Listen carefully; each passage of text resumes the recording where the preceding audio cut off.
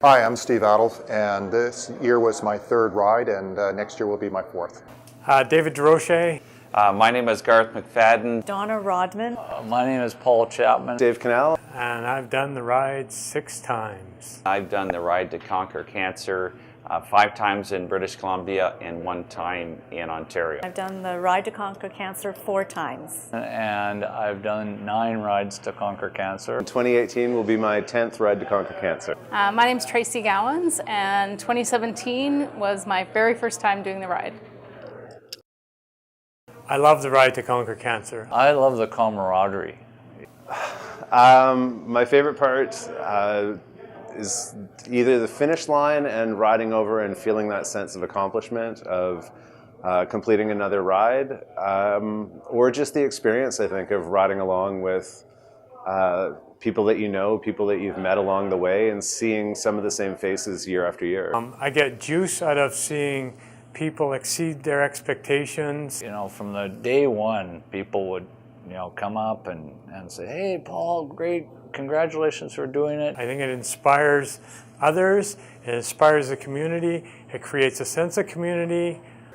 It's something that has become more important to me, I think, as the years have gone on. Cancer is something that's touched a lot of members of my family, a lot of friends, and a lot of the lives of friends of friends. Or my children have lost 3 grandparents to cancer. My niece, 3-year-old niece, successfully battled her leukemia. My brother-in-law, Paul, it turned out to be brain cancer. We lost him about 5-6 weeks after that. I've lost 9 members of my family, including my mom. And Aunt Mabel, who passed away from cancer far, far too soon. I actually had to, in intensive care, watch my niece and my 2 nephews, teenagers at the time, say goodbye to their father. I also lost my parents to cancer, and I've lost a few friends. So when I started at Cloverdale that day, I was terrified, and I thought, I don't know what I'm going to do, but I raised the money and I bought the bike and I bought the jersey, so I'm going to show up and do my best. It is definitely a test of you, and it's enjoyable to overcome. There was one year that I thought the toughest obstacle was maybe the last 5 kilometers, because I was kind of hurting a little bit. And I swear that the last 10 kilometers I rode my bike standing up. This year, because one of my knees gave out, actually was pushed across the line, the finish line, by the crew members and one of the husband of one of our team riders. I had one guy, I was struggling on a hill first year, he grabbed me by the butt and he pushed me up the hill, which was not often do I like to be grabbed by the butt, but I sure did that day. And this is not a competition. It's a ride, not a race, and the camaraderie is incredible. But after you've done it the first year, you realize, well, this isn't so bad.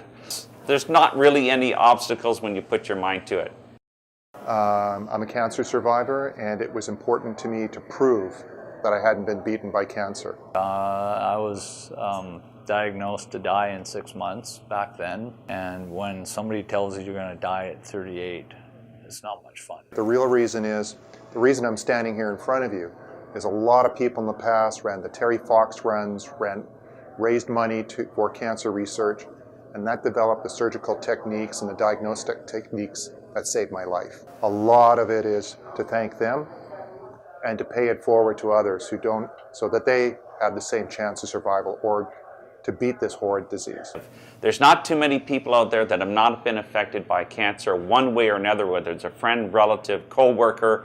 And I think it's on us to contribute and give back, and this is the way I've chosen to give back. So it's basically coming in together as a team, knowing we're fighting this together and supporting each other and supporting many, many others through this effort.